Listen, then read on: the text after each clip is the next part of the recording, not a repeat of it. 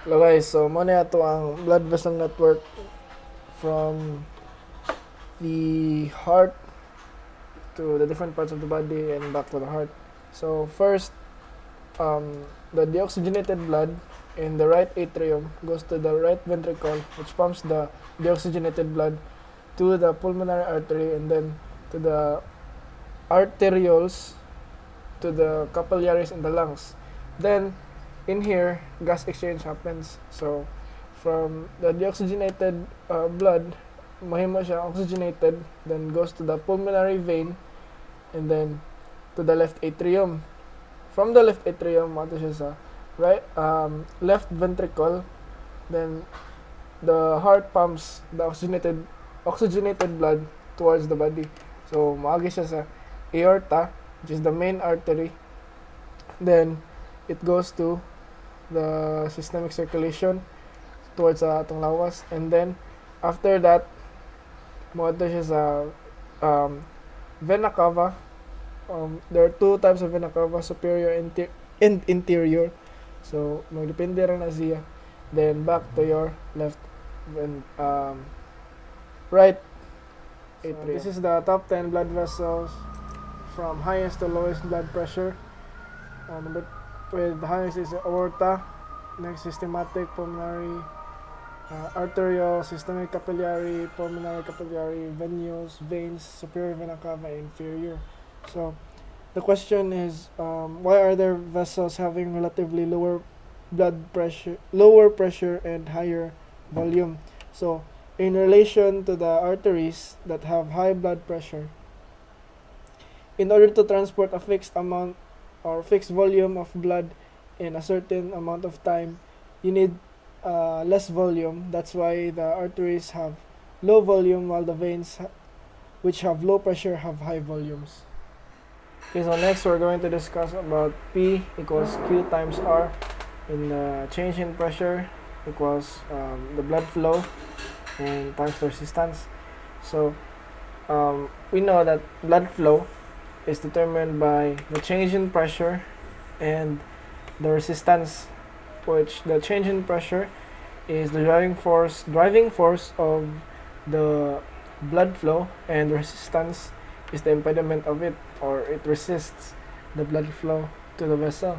So the relationship between the change in pressure, blood flow, and resistance is also expressed in the Ohm's law, which is Q equals delta P over R.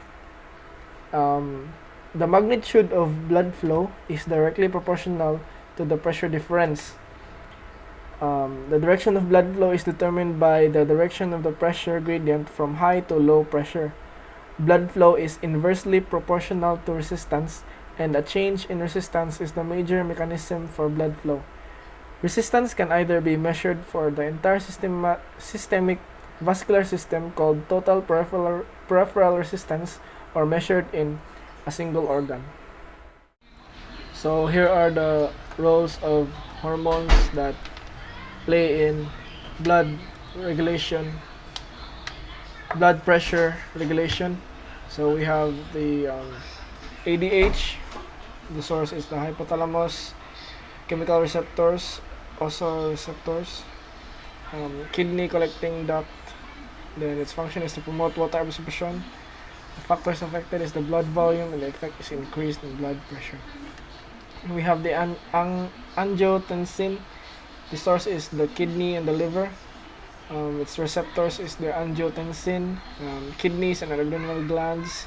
Vasoconstriction is its function, regulates blood pressure and narrows the blood vessels. So the factors affected by it is the blood pressure, and the effect is high blood pressure, blood volume, and sodium content.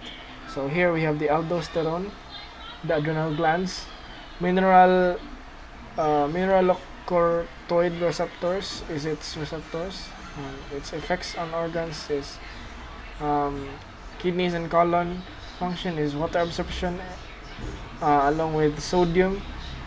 Factors affected is the blood volume and blood pressure. Effects is its increased blood pressure. Here we have the epinephrine. Its source is the adrenal glands. Receptors is its alpha and beta receptors. Effector organ is the muscle and blood vessels. Function is increased heart rate, muscle strength, blood pressure, and sugar metabolism. Factors affected is blood pressure. Effect is the flight or fight response. And we have the atrial natriuretic peptide. Source is the myocytes of the heart atria. Receptors is the atrial volume receptors. Effector organ is the adrenal glands. Function is the lower blood pressure and to control electrolyte homeostasis. Factors affected is the blood volume. Effects is the lower blood pressure. Here is the last question for circulatory systems. Why is blood pressure regulation important, and what are the implications of lower or higher than normal pressure? So blood pressure is important because the higher your blood pressure is, the higher risk of health problems in the future. If your blood pressure is high, it is putting extra strain on your arteries and on your heart. Over time, this strain can cause the arteries to become thicker and less flexible, or to become weaker. If your arteries become thicker and less flexible, they will become clogged up. If an artery becomes completely clogged up, this can lead to heart attack, stroke, kidney disease, or dementia. For low blood pressure, this can cause dizziness and fainting. In severe cases, low blood pressure can be life-threatening.